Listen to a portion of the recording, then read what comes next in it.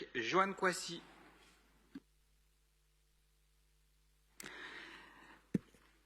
Merci Monsieur le maire. Chers collègues, je voudrais rappeler tout d'abord en quelques phrases ce qu'est le réseau de chaleur urbaine de Paris. Donc, il est le plus important de France et l'un des plus importants au monde. Ce réseau de chaleur qui comprend plus de 500 km de canalisation enterrée représente 20% des réseaux français et la moitié des réseaux franciliens. Il est important aussi de noter que ce réseau bénéficie à 16 villes voisines de Paris. Le réseau de chaleur urbaine parisien, il a aussi un rôle essentiel dans la transition écologique et énergétique.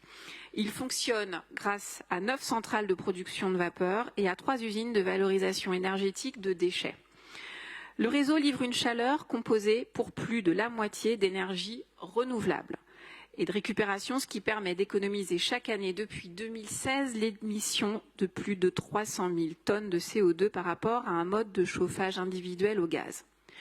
C'est donc un élément indispensable dans la transition écologique menée par la ville de Paris. Le réseau existe depuis près de 100 ans et bénéficie à un grand nombre, 6 000 clients.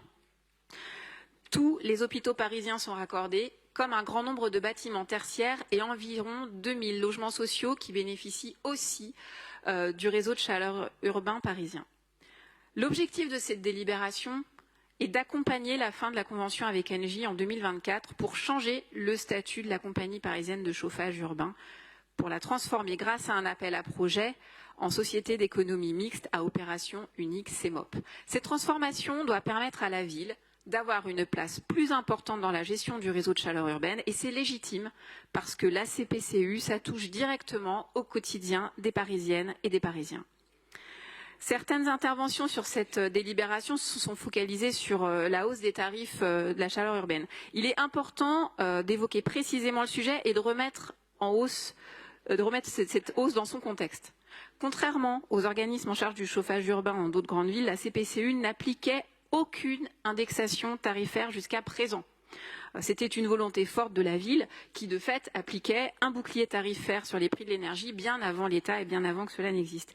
Il s'agit donc là, non pas d'une hausse qui vient s'ajouter à des pratiques tarifaires habituelles, avec des révisions régulières des tarifs, mais bien d'entrer finalement dans un cadre commun en la matière.